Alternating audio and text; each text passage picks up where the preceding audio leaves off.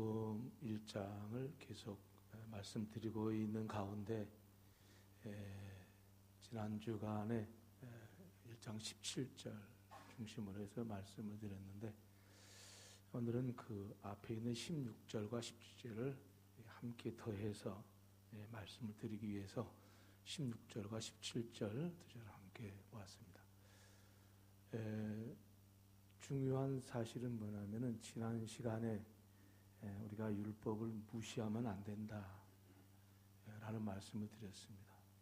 율법은 모세로 말미암아 주신 것이니까 우리는 예수 그리스도로 인하여 은혜로 구원을 받았으니까 이제 율법은 다 끝난 것이고 예수의 은혜만 있으면 구원받는 것이니까 된다라는 식으로 예수를 믿으려고 하면은 안 된다는 거죠. 왜냐하면은 율법을 거치지 않고 그리스도의 은혜를 알 수 없다 이거죠. 그러니까 구원받는 것도 율법이 우리로 하여금 하나님 앞에 세우게 하고, 또 우리가 죄인인 것을 알고 깨달음으로써 비로소 우리는 우리의 죄를 해결하시는 십자가의 그리스도를 만날 수가 있고, 그 그리스도를 통해서 우리가 은혜를 경험할 수 있다는 것이죠.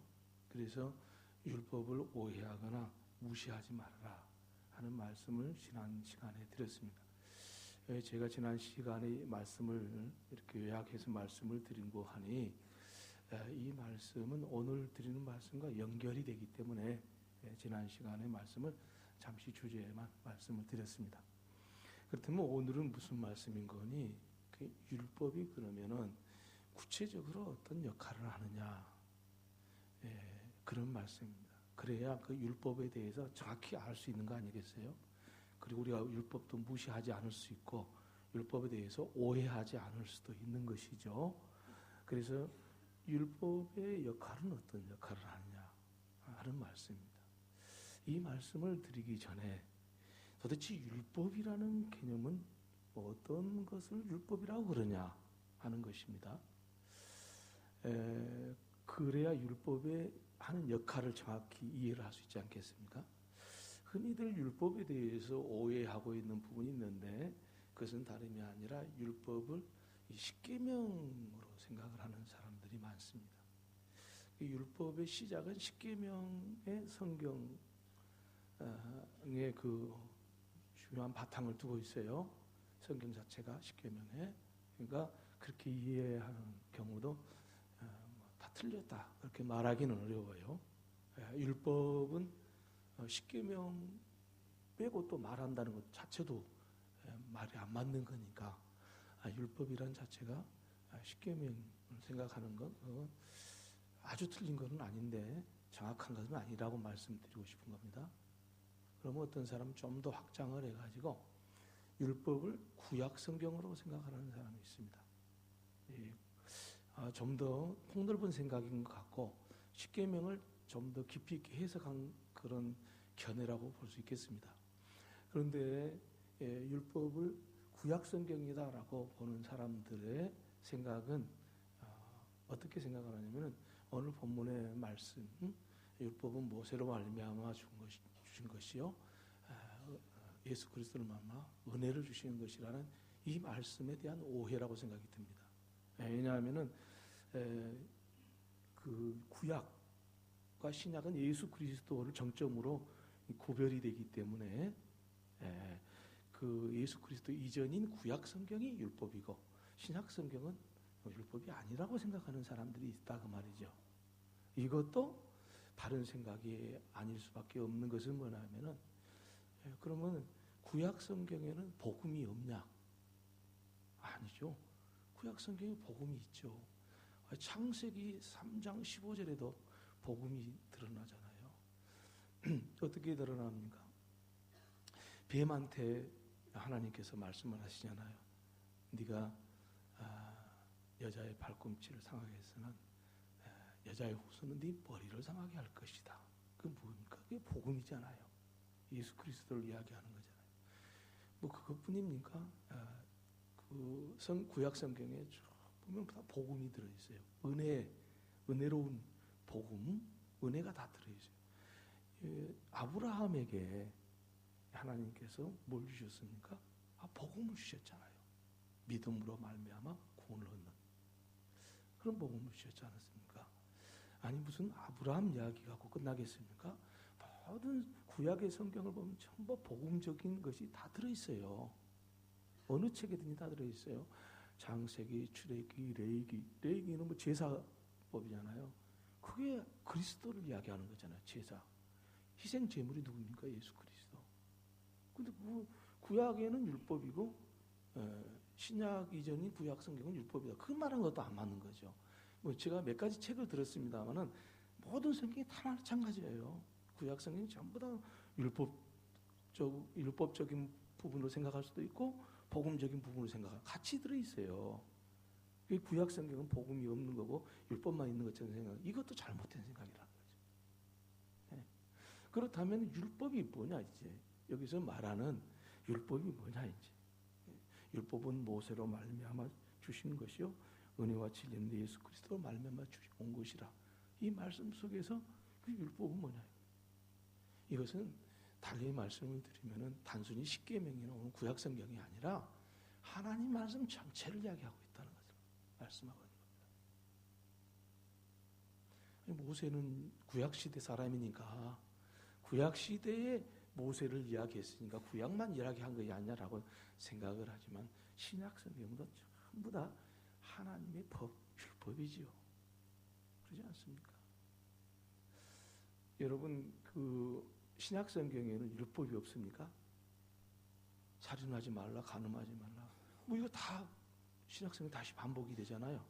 그리고 내 이웃을 내 몸과 같이 사랑하라. 이거 뭡니까? 다 법적인 거잖아요. 악으로 갚지 말고 선으로 갚아라. 이것도 법이죠. 그것이 무슨 은혜입니까? 법이지. 그러니까 예수님께서 십자가에서 우리를 위해서 우리 죄를 짊어지고 죽으셨다. 그렇게 생각하면은 그건 법이 아니고 은혜지요. 어떻게 법을 해석할 수 있겠습니까? 그렇게 예수님의 복음이 드러난 하나님의 은혜가 신약 성경은 은혜가 있는 것이 사실이지만은 다른 게 아니라 율법도 함께 신약 성경에 있다는 거죠. 이것을 잘못 아닌가 율법과 은혜에 대해서 아주 잘못 생각하고 오해를 하고 있는 겁니다. 그렇다면 모세를 통해서 주신 것이다라는 말과 예수 그리스도를 통해 주신다는 말, 이 말이 무슨 말인가 중요하지 않겠어요? 이건 구약 성경이냐 신약 성경이 중요한 게 아니고 모세를 통해서 주신 것과 예수 그리스도를 통해서 주신 것, 그건 뭐냐? 그것이 중요한 거지. 무슨 구약이 중요하냐, 신약이 중요하냐? 신약은 율법이 없고 구약에만 율법이 있는 것처럼 생각하는 게 아니라는 것이죠. 근데 모세를 통해서 주었다는 말 무슨 말인가요? 그리고 그리스도를 통해서 주었다는 은혜는 무슨 뜻인가? 라는 것입니다. 예수 그리스도를 통해서 주셨단 말을 먼저 생각을 하면은 그것은 예수 그리스도를 통해서 모든 율법을 완성해 버린 것이 뭡니까? 그리스도의 법이요 은혜지요. 우리 사람은 완성을 할 수가 없지요. 어떻게 우리가 뭐 이를테면 내 부모를 공경하라 그 법을 주셨는데 그 법을 어떻게 완성합니까? 우리 인간은 완성하지 못해요. 그런데 누구는 예수 그리스도는 그 법을 완성하죠. 온전한 법으로 만들죠. 십자가는 율법에 완성하는 것이 십자가는 그렇지 않습니까? 많은 율법이 있다 해봅시다. 구약부터 신약까지 전부 율법이 있다고 생각해 봅시다. 십자가가 그 모든 신약과 구약을 전부 다 거기서 녹여버리잖아요. 십자가로. 십자가에서 다 모든 법을 거기서 다 온전하게 해버리잖아요. 그러니까 예수 그리스도는 바로 율법을 완성하고 은혜를 주실 수 있는 유일한 분이라는 것을 이 말씀 속에는 함께 들어있다는 것이죠. 반면에 모세는요. 모세도 하나님으로부터 법을 받았어요. 예수님과 똑같은 법을 받았어요. 대신에 모세는 그 율법을 행위로서 지킬 수 있는 존재가 아니에요. 모세가 어떻게 그 행위를 다 지킵니까? 못 지키지 않아도. 모세는 예수님과 같을 수가 없죠. 그림자와 같죠. 모세는 예수님의 그림자와 같은 존재지 예수님처럼 모세가 율법을 완성해버리지는 못하잖아요. 모든 사람의 죄를 대신해서 모세가 죽어가지고 모세가 죽음으로써 모든 사람이 죄 용서받나요? 아니잖아요. 그럴 수도 없고 그래봤자 모세는 당연히 죄인이기 때문에 아무리 율법을 받은 사람이라 할지라도 죄인인 거고, 그리고 그가 다른 사람을 위해서 죽지 않아도 반드시 죽어야 될 존재일 뿐이죠. 그러니까 모세로 말미암아서 율법은 모세로 말미암은 것이요. 은혜와 진리는 그리스도 예수로 말미암아 온 것이라는 말씀을 우리가 오해를 하면 안 되는 거예요. 그래서 이제는 딱 정리를 하자면은 십계명만 율법이라고 말할 수도 없고 구약만 율법으로 말할 수도 없고 신약에는 율법이 없다고 말해서는 안 된다는 거죠. 구약이나 신약이나 전부 다 율법과 은혜가 함께 있다는 거죠. 그러면은 어떨 때 율법이고 어떨 때 은혜와 진리냐 이거예요. 어떨 때 율법이고 어떨 때 복음이냐. 그것을 이야기하자고 하니까 율법의 역할이 뭐냐라는 것을 말씀드릴 수밖에 없는 겁니다. 그러니까 구약이나 신약에 율법과 은혜가 함께 있다는 것인데 어떨 때는 율법이고 어떨 때는 은혜냐. 율법은 뭐냐면은 그것은 예수 그리스도를 만나기 전에는 다 율법이에요. 그리스도를 만나기 전에는 다 율법이요. 신약에 있는 것도 다 율법이에요. 그리스도를 만나야 그게 은혜로 바꿔지는 거예요. 이 모세에 머물러 있으면 안 되는 거예요. 예수 그리스도까지 와야 그게 은혜죠. 그러니까 구약에서 제사를 지냈을 때 제사를 지내는 자체는 하나님이 주신 법이잖아요. 근데 하나님이 주신 그 법대로 제사를 지내는 거예요. 그러면 제사를 하는 과정에서 하나님의 은혜를 경험을 해요. 그렇죠? 제사를 지내지 않으면은 이미 계속해서 하나님의 은혜를 경험하지 못하죠. 모든 게 신약에 와서도 마찬가지예요. 우리가 기도하지 않는 것은 죄입니까? 죄 아닙니까? 어떤 사람은 그렇게 죄 아니라고 생각하는 사람도 있을 거고 어떤 사람은 죄라고 생각하는 사람도 있을 거예요. 그런데 기도를 하지 않으면은 그게 죄인지도 몰라요. 하고 나서는 내가 기도를 안 할 때 이게 죄였구나. 왜 그래요? 이 기도 속에서 은혜를 경험하니까. 그러니까 이게 기도하지 않는 거 무슨 죄입니까? 도덕적인 죄가 아니잖아요. 네? 그게 무슨 죄입니까? 성수시를 하지 않는 거. 세상 사람들은 죄가 아닙니다.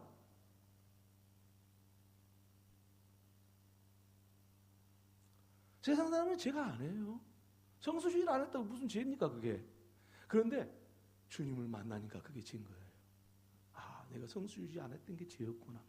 주님의 은혜 속에서 그게 온전해지는 거예요.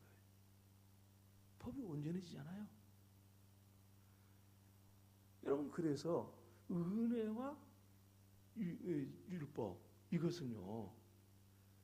율법이 하는 기능을 역할을 잘 설명하면은 이게 은혜로 가는 길을 알 수 있다 이런 뜻이 되는 겁니다. 율법의 기능이 뭐냐? 두 가지예요. 하나는 뭐냐면은 하나님에 대한 진리를 계시하는 것이 율법이고요. 또 하나는 우리에 대한 진리를 계시하는 게 율법이에요. 첫째는 뭐예요? 하나님에 대한 진리를 계시하는 것. 그 다음에 또 하나는 우리 인간들에 대한 진리를 계시하는 것. 이게 율법이라고. 율법의 역할이 두 가지예요.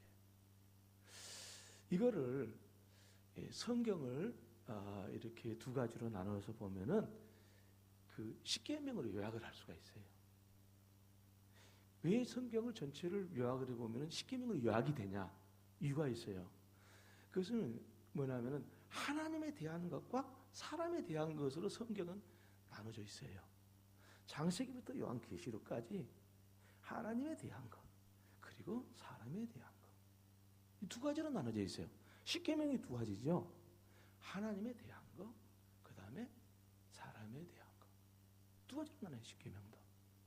그럼 하나님에 대한 것은 뭡니까? 십계명의 1계명부터 4계명까지. 사람에 대한 것이 뭡니까? 5계명에서 10계명까지, 10번째 계명까지. 이 두 가지예요. 그러면은 하나님에 대한 진리를 계시하는 것, 그것이 첫 번째 돌비고요. 두 번째 돌비는 사람에 대하여 계시하는 것. 이 두 번째 돌비예요.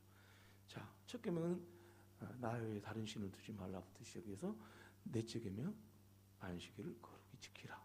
그렇죠? 이거 뭐예요? 하나님에 대한 거잖아요. 그래서 다섯째는 내 부모를 공경하라부터 시작해서 열째 계명 내 이웃의 것을 탐내지 말라. 끝까지 10개 계명이잖아요. 여러분 다 이 시간에 논의할 필요가 없겠죠. 전부 다 여러분이 알고 있는 거니까. 그런데 하나님에 대한 진리를 계시하는 그 율법과 사람에 대한 진리를 계시하는 율법이 두 가지로 나눠지는 이유가 뭐냐면은 하나님에 대한 진리를 알아야만이 사람에 대한 진리를 알 수가 있어요. 그래서 하나님께 나누는 거예요. 이것을요, 성경에 그 사도 바울이 성경을 여러 권 썼지 않습니까? 12권 썼다고 하기도 하고 13권 썼다고 하기도 하는데, 사도 바울이 13권 성경을 썼는데 사도 바울이 이거를 간파한 것 같아요. 물론 제가 어떤 신학자가 논문을 발표해 가지고 그걸 발표한 적은 없지만은 제가 이렇게 생각해 볼 때 바울이 정말 귀한 것을 깨달은 것 같아요. 뭐냐면은 바울이 이제 로마서부터 썼지 않았습니까? 이 로마서도 하나님에 대한 것, 곧 교리적인 것, 그 다음에 그 실생활, 실천에 관한 것, 하나님 말씀에 대한 실천에 관한 것, 이 두 가지로 이렇게 앞에는 1장부터 9장까지는 진리에 대한 로마서를 보면은 이 교리에 대한 것은 10장부터 마지막 16장까지는 생활편 써놨어요. 갈라디아서도 보면은 1장부터 4장까지는 3장까지는 3장 정도까지죠.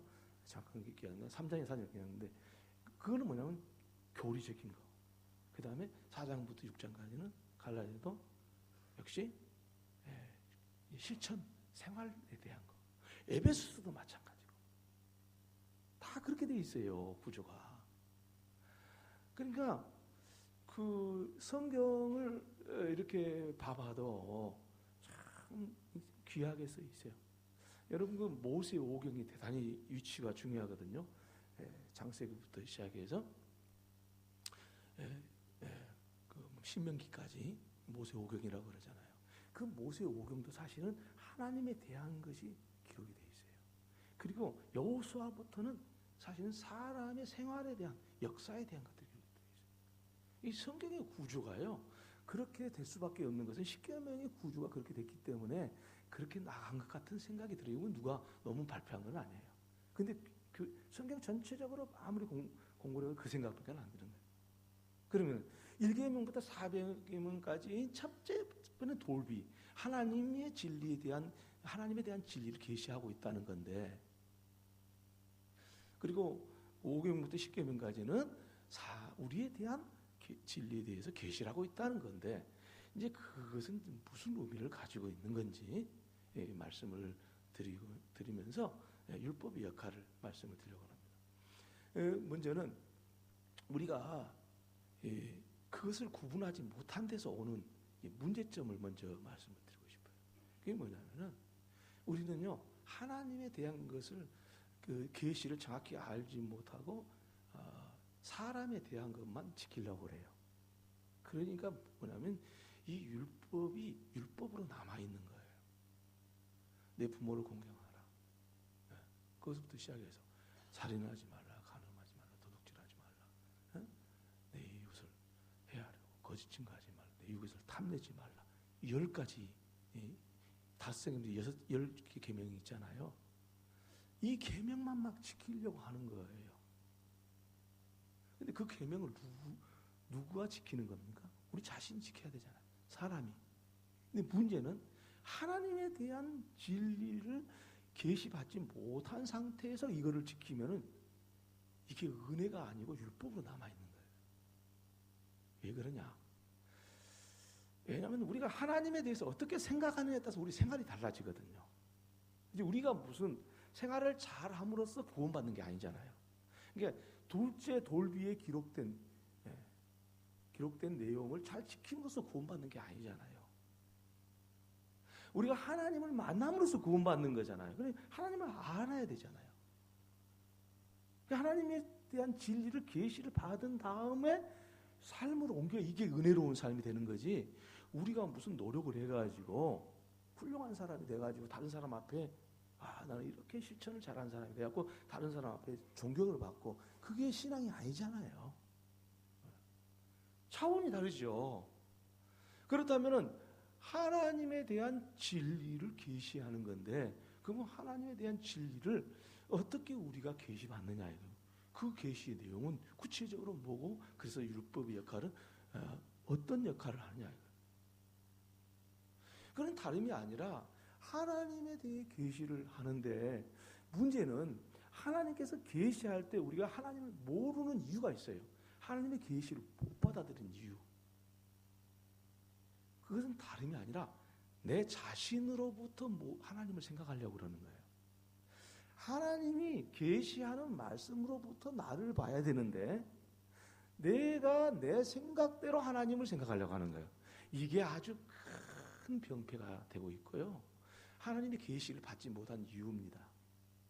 그러니까 세상을 내가 살다 보면 이런 생각도 들고 저런 생각도 들고 이것이 진리고 이것이 철학이고 뭐 이런 생각이 들잖아요. 충분히 논리적이고 합리적이에요. 그리고 이성적이에요. 옳아요. 그게 뭐 잘못된 건 아니에요. 그런데 하나님을 계시를 받으려면요, 내 생각으로부터 하나님을 알려고 하면 안 돼요.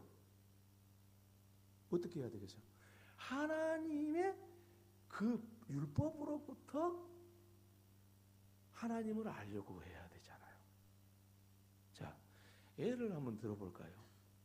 태초에 하나님이 천지를 창조하시니라, 그렇게 말씀을 하셨습니다. 그러면은 태초에 하나님이 천지를 창조했습니다. 태초에 하나님이 천지를 창조하시니라, 이 말씀이 은혜가 됩니까? 은혜가 되는 사람은 아마 하나님께서 말씀하셨고 그 하나님의 말씀이 진리라고 생각을 했을 때 비로소 하나님이 세상을 창조하셨다는 것을 알고 그것을 받아들임으로써 은혜가 될 거예요. 그런데 내 입장에서, 인간의 입장에서 태초에 하나님이 천지를 창조하시니라 그랬어요. 그러면은 하나님이 태초에 언제 창조했지? 태초가 뭐야? 하나님이 창조했는데 어떻게 창조했어? 도저히 이해가 안 가. 은혜가 됩니까? 안 됩니까? 이해가 됩니까? 안 됩니까? 안 되지요. 태초가 언제고 하나님이 어떤 존재고 왜 창조를 하셨고, 내 인간의 생각으로 봐서 하나님이 태초에 하나님 천지를 창조하시는 그 말씀을 생각하니까 이해가 됩니까? 안 되지요. 받아들일 수가 없죠. 계시의 말씀이 안 돼요. 진리가, 하나님에 대한 진리가 계시가 안 되는 거잖아요. 자, 예수님께서 십자가에 우리를 위해서 죽으셨습니다. 그 말씀을 내 입장에서 보면 그게 이해가 갑니까? 2000년 전에 죽은 예수님이 나보고 무슨 내 죄를 지금 2000년 후에 지은 내 죄를 예수님이 어떻게 용서할 수 있겠어? 그러면 계시가 안 받아지는 거죠. 그러니까 사람들은요, 꼭 자기 기준에서 하나님의 말씀을 해석하고 자기 기준을 가지고 자꾸 그걸 가지고 하려고 그러니까 율법적인 사람이 되는 거예요. 다른 사람의 죄를 지적하고 그리고 비난하고 비판하는 거예요. 어쩔 수가 없는 거예요. 그건 하려고 해서 그런 게 아니라 계시의 말씀이 율법이 돼버리니까 하나님의 말씀이 그 좋은 말씀을 듣고 그걸 가지고 율법적으로 사용하는 거예요. 이게 우리에게는 율법의 역할 중에서 하나님에 대한 진리를 계시하는 것이 율법이라는 것을 이해를 못하게 하는 거예요. 또 우리 자신에 대해서 계시하는 진리를 계시하는 이 율법의 역할을 이해를 못하는 거예요. 그러면은 이 말씀을 좀 정리하면은 뭐냐면은 하나님의 말씀으로부터 하나님을 알아야지요. 내 생각으로 알지 말고, 내 경험으로 알지 말고, 내 이성으로 알지 말고 하나님의 말씀으로부터 하나님을 알아야 계시하시는 율법이라는 것을 알게 되겠지 않겠습니까? 너무나 당연한 거죠. 자, 그러니까 우리가 하나님의 모든 말씀, 성경, 이제 여기 뭡니까? 구약 성경뿐만 아니라 신약 성경 전부 다 율법이라고 그랬잖아요. 네, 전부 다 율법이고, 전부 다 은혜고 그랬죠. 그런데 성경의 모든 말씀을 하나님의 말씀으로부터 우리가 그 하나님을 알려고 하면은 하나님에 대한 진리를 계시를 받게 돼요. 그런데 우리 인간의 나로부터 출발하면은 하나님의 모든 말씀은 하나님의 계시가 아니에요. 그렇지 않겠습니까? 그래서 우리는 하나님의 말씀을 생각을 할 때 어떻게 생각해야 되나? 다른 게 아니라 그 말씀 그 자체로부터 생각을 해야지 내 입장에서 생각을 하면은 안 된다는 거예요. 계시가 안 돼버려. 그 귀한 말씀이 계시가 안 되고 그 말씀이 우리한테는 율법이 돼버리는 거예요. 얼마나 힘들어요. 그 법으로 가지고 있으면 얼마나 힘들어. 걸리는 게 너무 많지요. 안 걸리는 게 없죠. 그래서 하나님은 어떤 분인가? 하나님이 태초에 천지를 창조하셨다는 그 말씀뿐만 아니라 모든 말씀을 하나님의 말씀으로부터 우리가 하나님을 계시받으려고 해야지 내 생각이나 이론이나 이성이나 내 판단 가지고 하나님을 계시받으려면 안 된다. 자, 하나님의 계시를, 하나님에 대한 진리를 계시받은 대로 우리는 행동하게 되어 있습니다. 다시 말하면은 하나님의 말씀을 믿은 대로 행동을 해서 은혜로운 삶을 살게 되는 것이지 하나님에 대한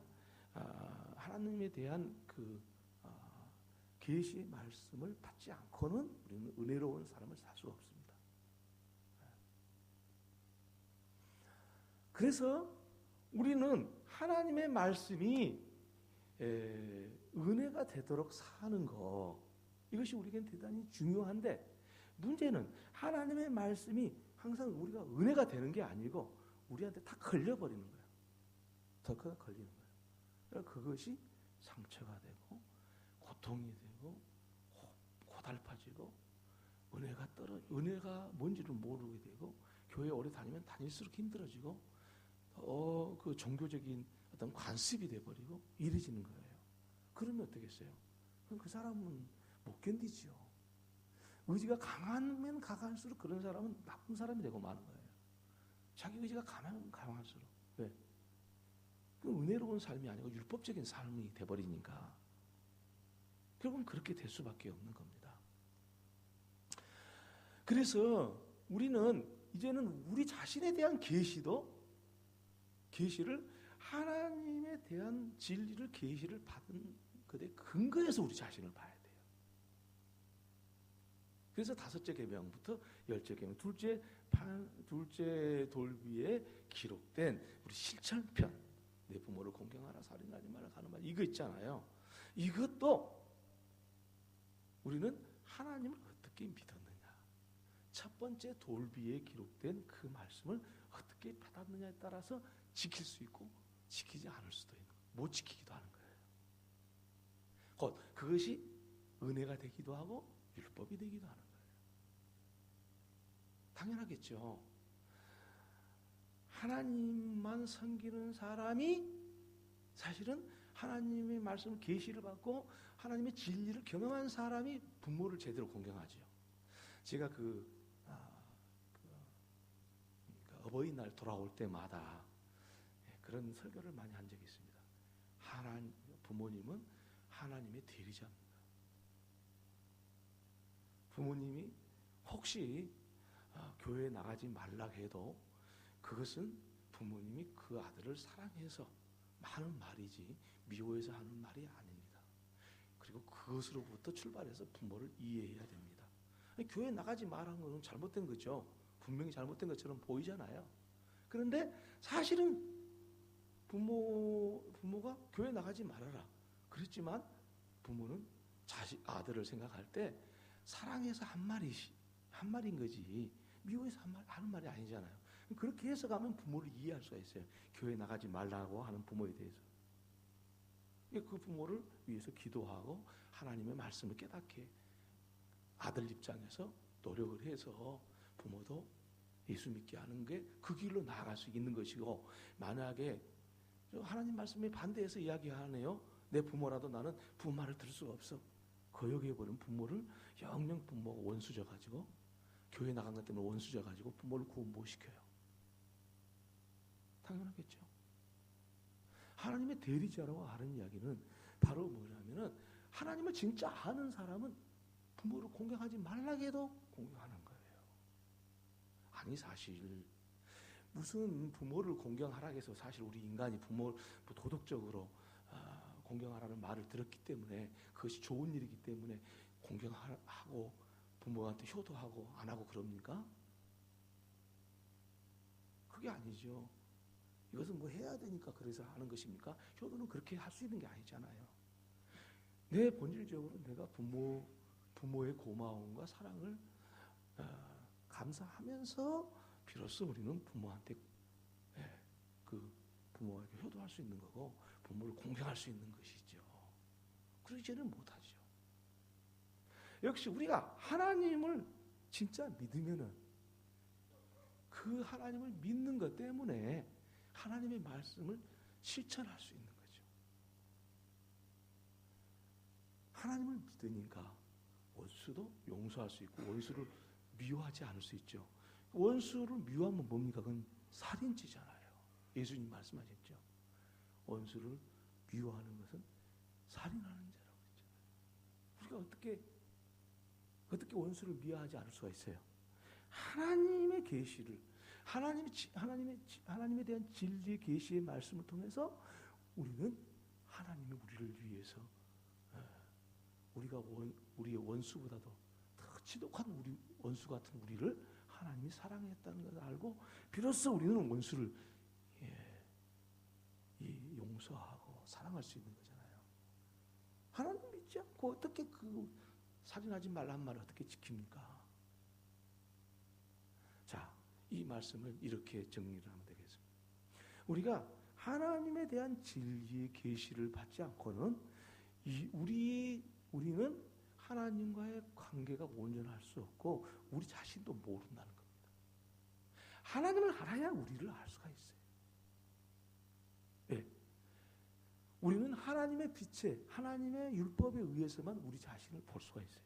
그 율법의 빛, 곧 말씀의 빛에 의해서 우리 자신을 볼 수 있는 거지.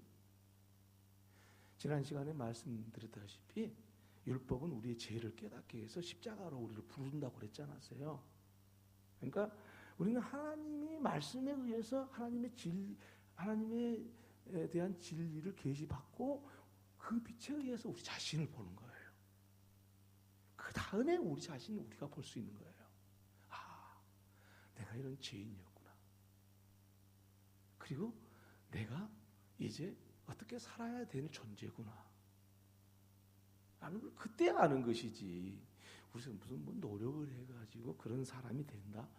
이건 불가능한 일이다. 그래서 여러분, 오늘 살아가는 저와 여러분이요, 내가 내 자신이 중심이 돼가지고 하나님을 이해하려고 하거나 또 하나님의 말씀을 지키려 하지 마세요. 내 자신이 중심이 돼가지고 하나님을 이해하려고 하거나 하나님의 말씀을 지키려고 하면은 계속 율법으로 남아 있습니다. 못 지킨다 그 말이에요. 그리고 그것 때문에 죽습니다. 힘들어서 빼빼 말라 죽어요. 어떻게 해요? 내 자신이 기준이 돼서 하나님을 알고 하나님 말씀대로 살는 게 아니라 하나님의 말씀, 그 말씀으로부터 하나님을 알고 그 말씀의 빛에 의해서 내 자신을 알고 그 말씀이 계시해 주시는 진리를 따라서 우리가 삶을 살 때 하나님 우리가 이 세상에서 하나님의 말씀대로 이미 십계명을 뛰어넘는 세계를 살 수가 있다. 그러기 전에는 불가능하다. 이게 뭐냐면은 오늘 본문의 16절에 보면은 우리가 다 그의 충만한 데서 받으니 은혜 위에 은혜라 하는 말씀을 설명하고 있는 겁니다. 그러니까 그의 충만한 데란 건 뭡니까? 예수 그리스도예요. 예수 그리스도 때문에 우리 모두는 은혜 위에 은혜. 이제 지난 시간에 말씀을 드렸는데 은혜 위에 은혜란 말 지난 시간에 말씀을 드린 것 같은데 그 은혜 위에 은혜라는 것은 뭐냐면 은혜의 위에 은혜 곧 은혜에 대항해서 더 큰 은혜 그걸 이야기하는 거죠. 그러니까 우리가 측량할 수 없는 은혜를 이야기한다고 말씀드렸습니다. 그 은혜가 우리한테 온다 이거예요. 예수 그리스도 안에 감추어진 은혜는 상상할 수 없을 만큼 우리에게 한없는 은혜를 주신다. 그러니 그리스도 안에 은혜와 진리 가운데 우리가 살아간다는 것은 너무도 당연한 것이고 이것이야말로 하나님의 축복이다. 오늘 살아가는 저와 여러분이 하나님의 이 은혜로운 삶을 살아가는 귀한 계기가 되기를 주의 이름으로 축원합니다. 기도하겠습니다. 하나님 우리 아버지의 은혜와 사랑을 감사합니다. 우리 주 예수 그리스도의 은혜는 모두에게 은혜 위에 은혜가 되어서 우리가 은혜 가운데 살 수 있게 하신다는 이 놀라운 사실을 알았사오니 주님 우리로 하여금 이 말씀 안에서 날마다 주님의 은혜를 누리게 하시옵소서. 예수님의 이름으로